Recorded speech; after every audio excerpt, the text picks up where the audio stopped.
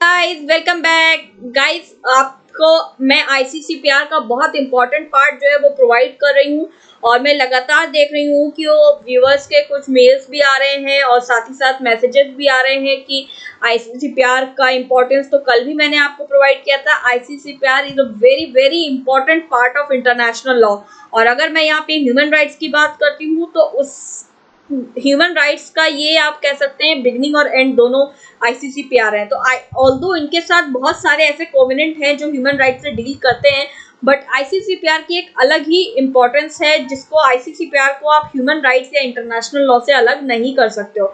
तो मैं यहाँ पे सभी एस्पिरेंट्स को यानी कि जितने भी कॉम्पिटिटिव एग्जाम्स के लिए मैं ये तैयारी करवाई तो सभी के लिए अगर मैं बात करूँ तो आईसीसीपीआर के अगर आप कंटेंट देखोगे तो जनरली आपको डायरेक्टली सेक्शन से क्वेश्चन पूछ लिया गया है।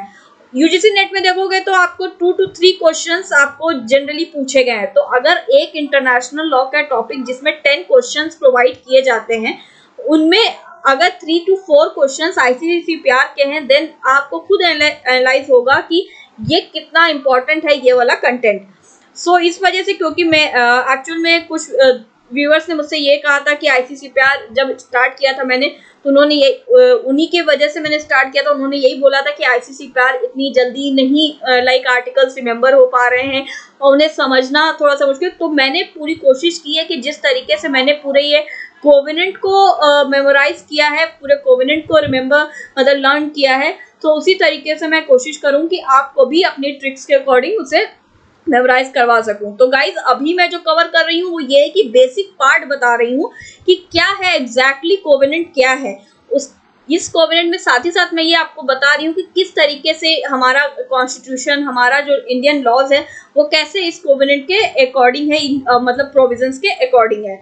सो कल मैंने आर्टिकल 8 पे ओवर किया था और मैं आज स्टार्ट करूंगी आर्टिकल 9 से। So Article 9 deals with right to liberty and security of persons। तो ये हमारे कॉन्स्टिट्यूशन में ऑलरेडी प्रोवाइडेड था। हमारा कॉन्स्टिट्यूशन इस कोवेनेंट से बहुत पहले का है। सो हम लोग ये नहीं कह सकते कि इस कोवेनेंट के अकॉर्डिंग हमारा कॉन्स्टिट्यूशन ढाला गया है, ऐसा नहीं है। लेकिन जैसा कि कल मैंने बताया था कि दुनिया के बहुत सारे कंट्रीज ऐसे हैं जहां पर ये उनके डोमेस्टिक लॉज में ये प्रोविजंस प्रोवाइडेड नहीं है। तो इस वजह से कोवेनेंट को लाया गया है ताकि सभी कंट्रीज अपने अपने नेशन में सभी कंट्रीज अपने अपने सिटीजन्स के बारे में अच्छा मतलब उनके डिसीजन ले सके और लोगों के ह्यूमन राइट्स को सिक्योर किया जा सके। तो ये बेसिक ह्यूमन राइट्स है जिन्हें वो सिक्योर करने की बात करता है कोवेनेंट कि सारे नेशंस अपने अपने उसमें सिक्योर करें। तो अगर आर्टिकल 9 की बात करते हैं, इट्स सिंपल, इसे मैं ज़्यादा एक्सप्लेन नहीं करूँगी। इट्स इन जनरल जैसे right to liberty, security of person, कोई आर्बिट्रेरी अरेस्ट और डिटेंशन नहीं होना चाहिए। अगर अरेस्ट किया गया है तो उनको तुरंत ही उनका अरेस्टिंग का रीजंस पता होना चाहिए। विक्टिम्स को अगर अनलॉफुली अरेस्ट कर लिया गया है या डिटेंशन में है वो तो उनको कॉम्पनसेशन मिलना चाहिए, यानी कि अगर मिसकैरेज ऑफ जस्टिस की वजह से उन्हें कोई प्रॉब्लम मतलब आया है, अरेस्ट हुआ है, डिटेंशन हुआ है तो उनको उसका कॉम्पनसेशन मिलना चाहिए। ये पूरा आर्टिकल 9 में प्रोवाइडेड है। यानी कि अगर मैं बात करूं इन जनरल तो बस यहाँ पे लिबर्टी यानी कि किसी भी सिटीजन को आप ज़बरदस्ती डिटेन नहीं कर सकते हो, उनके साथ आप ज़बरदस्ती उन्हें डिटेंशन में नहीं डाल सकते हो और अगर आपने किया भी है तो उन्हें उसका चार्जेस पता होना चाहिए इमीडिएटली कि उन्हें किस चार्जेस पे अरेस्ट किया गया है और उन्हें तुरंत ही एक लिमिटेड जो टाइम है, जैसा कि अगर इंडियन लॉज की बात करें तो विद इन 24 आवर्स आपको मतलब उन्हें प्रेजेंट करना है कॉम्पिटेंट अथॉरिटी के सामने। तो ये सारे प्रोविजंस इसमें मेंशन है। सो अब आर्टिकल 10 की बात करते हैं हम। तो ये डील करता है inherent dignity of the human person. अब डिग्निटी की बात करें तो अब इससे पहले अगर आप आर्टिकल 9 देखोगे तो वहां पे कह दिया है कि ठीक है आप अरेस्ट नहीं कर सकते हो, सबको अपना राइट टू लिबर्टी है और किसी को आप अरेस्ट नहीं कर सकते हो।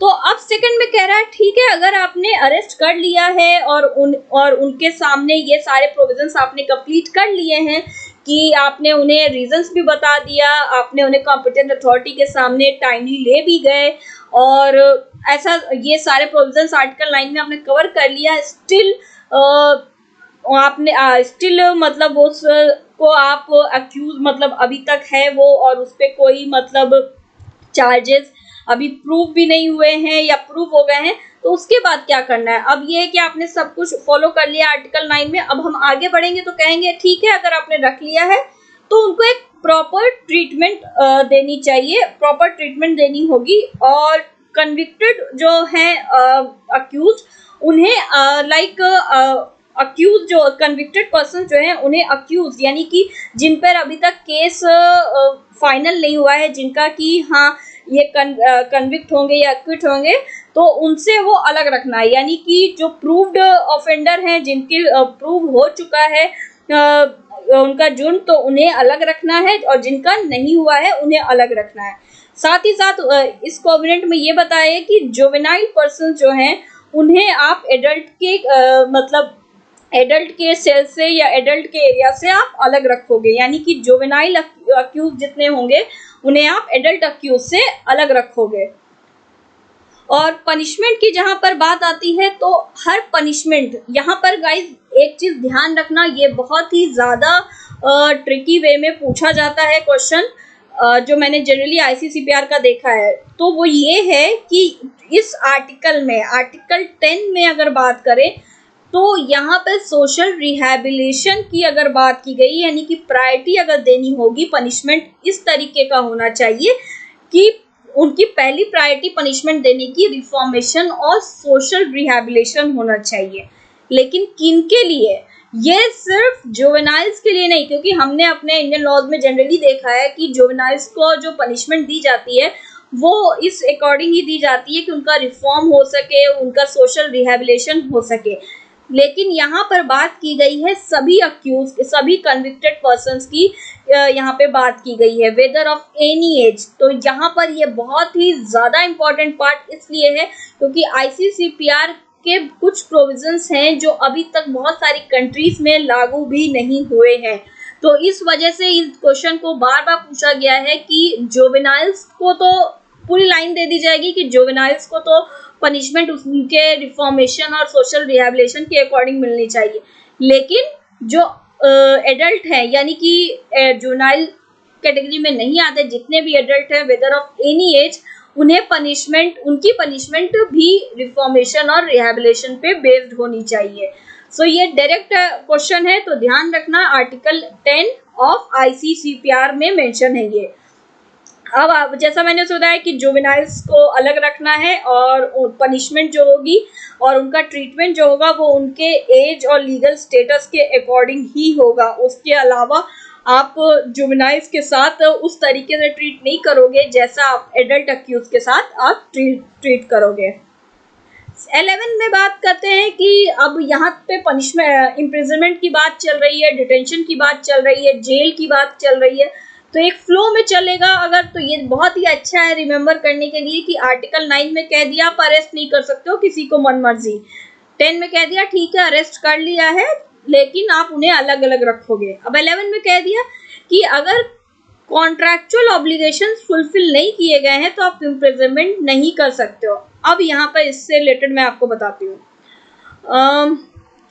कॉन्ट्रैक्ट में जैसे ब्रीच ऑफ कॉन्ट्रैक्ट है, अगर दो पार्टीज में कॉन्ट्रैक्ट हुआ है, वहां पर एक पार्टी ने अपना प्रॉमिस फुलफिल नहीं किया है, तो क्या बोला गया है कि आप सामने वाली पार्टी को अगर आपकी वजह से कोई नुकसान होता है, ब्रीच ऑफ कॉन्ट्रैक्ट आपकी वजह से हो रहा है और जिसकी वजह से सामने वाली पार्टी को नुकसान हो रहा है, तो आपको उसकी पेमेंट करनी है, यानी आपको उसकी भरपाई करनी है। और इसका मतलब ये नहीं है कि आपको जेल, ऐसा तो कॉन्ट्रैक्ट, ब्रीच ऑफ कॉन्ट्रैक्ट में नहीं प्रोवाइडेड है।